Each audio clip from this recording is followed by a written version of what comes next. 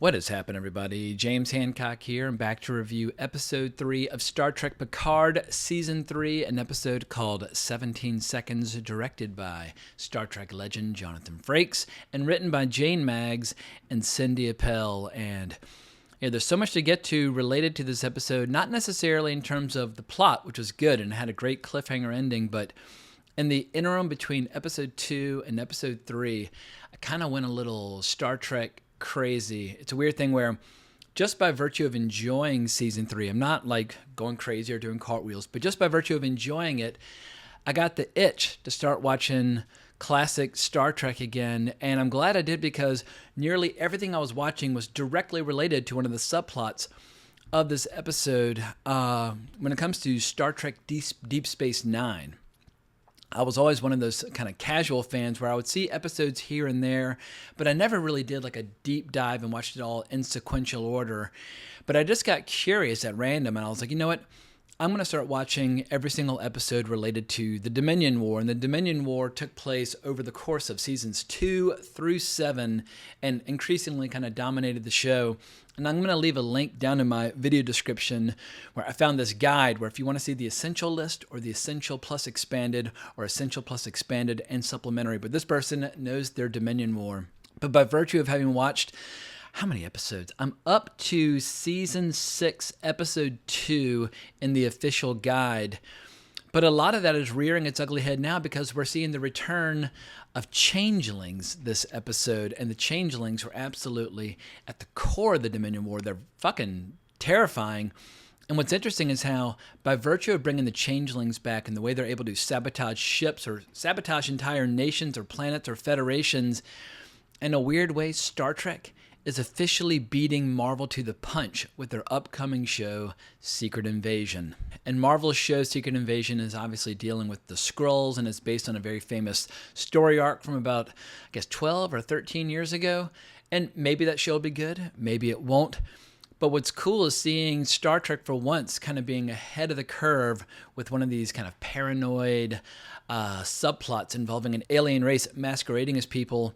And speaking of beating Marvel to the punch, I also have to say that Star Trek right now for me is beating Star Wars to the punch, because yesterday we saw the return of The Mandalorian, and I thought that first episode was pretty weak. So right now I can safely say Star Trek is more interesting to watch than either Star Wars or Marvel. And that's saying something, because historically, Star Trek has always been more niche. And I think one of the biggest strategic errors with Star Trek over the last 15 years or so has been trying to make it mainstream, trying to make it feel like Marvel or Star Wars, or even like the Fast and the Furious franchise, the Star Trek Beyond. What the hell was the third movie called? In any event, the third movie set in the Kelvin timeline really felt like they were trying to go into Fast and the Furious territory, when Star Trek should just be Star Trek. Bring the budgets down, let it be nerdy as shit, and let it appeal to a niche audience. Because I can remember back in the 80s where the rivalry between Star Trek and Star Wars, it was never really a rivalry, because obviously Star Wars there's nothing more mainstream than Star Wars. The first 1977 film is the most popular movie released since Gone with the Wind in terms of total tickets sold. That's as mainstream gets. So just let Star Wars be Star Wars. And Star Trek was always for a slightly more literate and just slightly more diehard sci-fi community. And I feel like when Star Trek leans all the way in on that, that's when it's at its best. And that's what I've really been loving about rewatching all these Deep Space Nine episodes, is that they completely, totally embrace what Star Trek is all about. But it's so funny how like pop culture tribalism changes and evolves over time, because back in the 80s, I remember there was very much like a Star Trek versus Star Wars dichotomy, but now it's more often than not like tribal warfare within those individual franchises. Like, what kind of Star Wars do you like? What kind of Star Trek do you like? Which storytellers and filmmakers do you respond to the most? But yeah, when it comes to Star Trek, I like the Terry Matalas approach, and I think he's doing an excellent job. And if you're a fan of Worf, the later seasons of Deep Space Nine are some of the best episodes related to Worf that you will ever see. As much as I'm enjoying seeing Worf in Star Trek Picard Season 3, it can't compare to the joy you will feel with something like Season 5, Episode 1, where we see Worf training some of his fellow crew members who are in disguise to behave like Klingons. It's absolutely fantastic. Or just seeing his love affair with the character of Dax. In Season 6, Episode 1, there's this bit where Dax quite literally leaps into his arms after seeing him for the first time in like 5 weeks. And I have to admit, I had like a little miniature orgasm. I was like, that is like so cute and so sexy, etc. and so forth. At any rate, if you've never done the deep dive on Deep Space Nine, I'm not here to say that I'm some giant connoisseur or expert on Deep Space Nine, but I've been watching nothing but Deep Space Nine for the last couple of days, and I've just been having an absolute fucking blast. And I had this little miniature revelation while I was watching Deep Space Nine, where I realized that the worst thing that could have ever happened to geek culture was allowing it to become really successful. And that's a weird thing to say because throughout my childhood, I was always saying to myself, wouldn't it be cool if Marvel Comics went mainstream and there were giant movies? Or wouldn't it be cool if we had Star Wars shows year-round? Or wouldn't it be cool if Star Trek became these big-budget action movies? And going mainstream kind of ruined a lot of this stuff. And I feel like when you get back to the roots of what makes geek culture geeky as hell, that's where it really shines. So hopefully, maybe, even if it means that the audience will diminish and the budgets will come down, I hope that all these franchises will slowly but surely get back to their geek roots as opposed to trying to throw out the widest net possible, bringing in the largest crowd imaginable. Like, let Fast and the Furious be that, and let Star Trek be nerdy as hell. So what went down in this episode? We get a proper nebula dogfight, although it's not a normal nebula. There's some strange gravitational well at the middle that has some sort of biological life form or traces. I've not seen beyond episode 3, so I have no idea what is going on. But what's fun about combat inside of a nebula is that you have no shields, there's no locking on, you can't warp. But the Shrike does have a few advantages. The Shrike, they've got a saboteur aboard the Titan, which is allowing them to find the Titan over and over and over again. And on a few occasions, the Titan does have an opportunity to escape, whereupon the Shrike starts using their strange portal weapons in order to teleport the Titan right back inside. I mean, it was just so futile and ineffectual every single time Riker tried to take the Titan out. And also, we got to see Riker as captain again, and we got to see Picard as his number one. I mean, that was a ton of fun. But there's this great line where Picard looks to him and says, "I think it might be time that you call me number one." If you are a Star Trek geek, I'm sure you got an equally geeky thrill as I did in that moment. But I have to say that in spite of some of the budgetary constraints for Star Trek Picard Season 3, I feel like they've given us champagne for the price of beer and very wisely set a lot of this show just on the bridge of the Titan, like one set, like as opposed to traveling to a million different planets and a million different locations. Just give us some riveting drama on the bridge, and that's what most Star Trek fans want anyway. We don't necessarily need the deep dive into all these different planets and cultures. We just want great tension, great conflict, and great drama on the bridge. And I feel like nothing exemplifies that more than the tension between Picard and Riker. And I feel like as fun as it is seeing them be buddy-buddy, side by side, it's much more satisfying when they're kind of locking horns and debating what is the proper path forward. And I think my favorite moment of all 3 episodes so far is at the very end of this episode where Riker turns to Picard and says, "Remove yourself from the bridge. You just killed us all." Like, this is not like a band reunion tour where you're getting everybody back together and it's nothing but hugs and smiles. And I feel like that's something that often hurts a lot of the movies, where you're so excited to see the band getting back together that it just starts to feel like, I don't know, like a high school reunion as opposed to a riveting drama filled with tension and anxiety and conflict. So high five to showrunner Terry Matalas for remembering to bring the conflict this season. But I'm kind of jumping all over the place, so let me try and slow down and sing this episode's praises one step at a time. So let me just have a quick glance at my notes. So as much as I enjoyed this episode, it wasn't a total success. We have this one really strange scene early on where we see Picard and Riker toasting the birth of Thaddeus. And I get why the scene was included, because Riker is really trying to encourage Picard to connect with his son Jack, because those moments are fleeting and you never know when you might lose a child. But it's weird seeing the de-aging on Patrick Stewart when his voice is frail. And we just have to acknowledge that Patrick Stewart is no longer a 50-year-old man, he is a very elderly gentleman, and his voice is kind of, it just lacks the strength that it once had back in the late 80s and early 90s. But when you see a younger version of Picard mixed with that frail voice, it's just fucking weird. So anyway, I felt like that scene was a little bit clumsy, but the way, or the reason this episode is called 17 Seconds, it's in reference to when Riker's son was being born and he heard that something was wrong. And the 17 seconds was the time it took him to get down to the medical bay, and when he was feeling all that tension and anxiety. And his life, once he saw his son, it totally changed, and your life is forever altered once you see your child for the first time. But one ingredient that I really enjoyed this episode was how I'm starting to really root for Captain Shaw. I mean, he was such a prick in the first episode, and then I started coming around on him in the second episode. But now, I mean, we see him wounded with like broken bones, and he's bleeding all over the place, bleeding internally.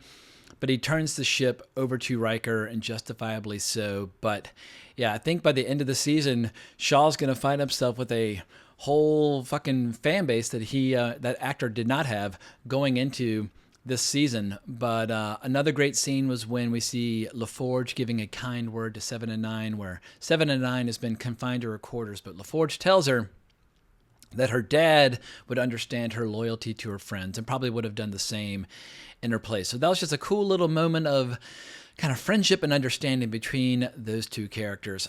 But if you're looking for real dramatic meat to sink your teeth into, probably the juiciest scene was when Picard and Beverly throw down about why she kept his son a secret from him. And there are a whole host of reasons, from Picard's strange relationship with his own father, but more than anything, Picard has a lot of enemies, and he was totally dedicated to Starfleet, and all day, every day, it's nothing but assassination attempts and life or death scenarios. And she just knew that if she acknowledged Jack's parentage, that it would put a big bullseye on her son. So right or wrong, she decided to keep it a secret for a good long while. And when Jack finally learned the truth, it was Jack's decision not to reach out and build a relationship with his father. But Picard is very resentful of the fact that he might have had a completely different life had he known 20 years earlier that he was a father. But over the course of their conversation, we learned that Vadic and her ship, the Shrike, it's just the tip of the spear. That's a weapon, and it's a weapon being used at the behest of a much more powerful and much larger enemy than just that ship.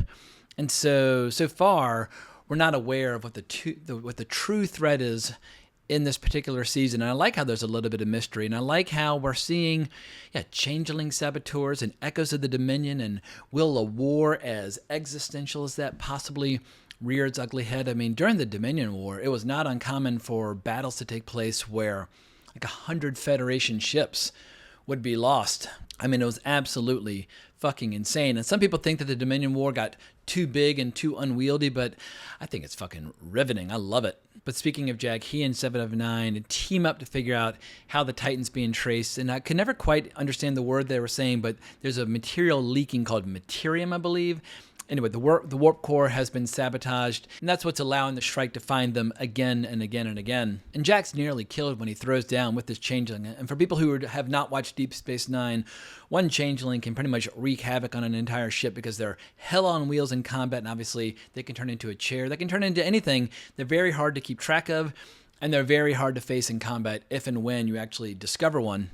But that said, we do see what happens when Worf throws down with one, where it tries to escape as a big pile of goo, and Worf just incinerates it. But that one was in a weakened state because it's been away from the Great Link for too long. They basically, on their home planet, they have this giant lake where they just kind of all ooze around together, and it helps restore them. But there's a big subplot with the character of Odo when he's been away from the Great Link for too long, but I don't want to get sidetracked on that. But getting back to the situation on the Titan, Picard keeps encouraging Riker to take on the Shrike head on in spite of being totally outgunned, and he keeps encouraging him to use this revelation about how they're being tracked in order to set a trap. And Riker keeps pushing for escape and trying to keep the crew alive. And as I mentioned before, one time when they're trying to escape, they quite literally keep flying through these portals and being sent right back into the nebula. I thought that was some really cool stuff. But eventually Riker takes Picard's advice, and at one point when they're facing the Shrike, Picard just says, look, unleash everything, like blast everything you've got. And of course the Shrike creates a portal and sends all those weapons right back at the Titan. And so the Titan is just crippled and it starts sinking down into that gravity well. And that's when Riker says, yeah, remove yourself from the bridge. You just killed us all.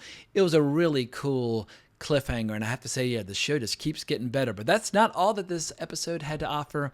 I have been kind of dancing around the subplot with Raffi and Worf. And there are some great scenes there as well. I love it when Raffi sees Worf basically working out or going through some movements or some patterns to music. It just shows how, even though Worf is more wise now and more enlightened, he can still absolutely throw down and chop some dudes' heads off if need be, or as he jokes during the episode, beheadings are on Wednesday. Because earlier in the episode, Raffi was poking fun at him and basically implying that he was dressed like he was off to a beheading. But it just shows how Worf can still throw down a nice zinger when need be. But their whole subplot is they're hunting for this changeling named Titus Rika. And through their pursuit of Titus Rika, they realized that the portal attack on that Starfleet recruitment facility, it was just a distraction. But what the real weapon might be or who he might be working for, that very much remains a mystery. And I can't wait to learn more in episode 4. And I've been listening to a lot of reviews or a lot of discussions about the show with people like Robert Meyer Burnett. And apparently the show just keeps getting better. And they're even joking about how Jonathan Frakes gets leaner and leaner over the course of the season and how he must have gotten really excited and realized like that the show was turning out even better than he expected. And even though he's like 70 years old now, he got in really good shape by the end. But I eagerly look forward to what is to come. And it's just fun seeing Star Trek being one of the better shows out there when it comes to our pop culture landscape, as I mentioned before. I'm not too impressed with Star Wars these days. I'm not too impressed with Marvel these days. So it's just nice to have at least one franchise firing on all cylinders and not only delivering solid episodes, but getting me excited about learning my Star Trek history again. Because when it comes to being a Star Trek fan or being knowledgeable about the franchise, I guess if you were to rank people from 0 to 10, 0 being someone who's never seen any Star Trek, and a 10 being somebody who has seen every single episode ever made multiple times and can just like whip out names of classic episodes like pulling a rabbit out of the hat, I'd probably place myself somewhere around like a 5 or a 6, where obviously I've seen all the movies many times and I've seen a ton of episodes from the original series and Next Generation and now Deep Space Nine. But I'm not a connoisseur. I'm not an encyclopedia. But it's been fun upping my game when it comes to Deep Space Nine over the last week. And it's just a reminder that Star Trek is at its best when it has great writing. It doesn't need big budgets. It doesn't need big fight scenes. It doesn't need escapist entertainment. It needs superb writing. It needs excellent sci-fi concepts. It needs conflict. It needs a great ensemble cast. And it just needs a set where they can all interact. And I feel like if Star Trek is going to remain relevant or interesting in the years to come, it should always try to get back to its roots, as opposed to trying to be something that it's not. It's not Star Wars, and it never will be. And I feel like the Alex Kurtzmans of the world and the J.J. Abrams of the world, they really did the whole brand and fictional setting a huge disservice by trying to steer the franchise in a totally different direction over the last 13, 14 years. But I think that's all I have to say about this episode. I still have a lot of questions, like what was that weird image of 7 of 9 that Jack saw where it looked like roots were growing out from her all over the ceiling. I don't know if he was hallucinating from the gas he inhaled or if that was some sort of deeper insight, but we'll just have to wait and see. But the good news is Jonathan Frakes is back in the director's chair for episode 4 next week. But before I totally wrap things up, I need to bring you a public service announcement from Manscaped, the official sponsor of my podcast, Wrong Reel, because they now have beard products as well as a brand new nose and ear hair trimmer. If you haven't already heard, the leaders in below-the-waist grooming are traveling north of your South Pole with their revolutionary Beard Hedger Pro Kit. Plus, they've now launched the brand new Weed Whacker 2.0, which confirms they have all the best tools for your hygiene toolbox. Time for you to upgrade your toolbox by going to manscaped.com and using our discount code WRONGREEL in all caps for 20% off plus free shipping. The Beard Hedger Pro Kit is the ultimate package that makes it easier than ever to craft your signature look. This thing is an elite beard trimmer. The Beard Hedger is tough on hair but smooth on your face, leading to single-stroke efficiency that brings satisfaction one stroke at a time. This waterproof cordless trimmer has a rotary wheel that gives you 20 hair cutting links, all with one guard, so no more messy drawers full of extra add-ons. And the kit includes the beard shampoo and conditioner, beard oil, and beard balm to moisturize, style, and shimmer your new beard. And with a nice beard, your face is perfectly groomed, right? Wrong. You need to keep an eye out for those tough-to-trim ear and nose hairs. The brand new Weed Whacker 2.0 offers improved blades and skin-safe technology with a no-tugging guarantee. It's never been so painless to mind your manholes. And that is not my phrase. That is the official copy that was given to me. So just remember, mind your manholes. But if you like this channel or you like my podcast, this is the best way to support my various commentary endeavors, but if you can't make a purchase at a minimum, please consider subscribing to the channel, hitting that notification bell, liking the video, etc., and so forth, or hunt me down on Twitter at Geeking Out. But I can't thank you enough for watching the video. Hope you enjoyed it, but more importantly, as always, onwards and upwards.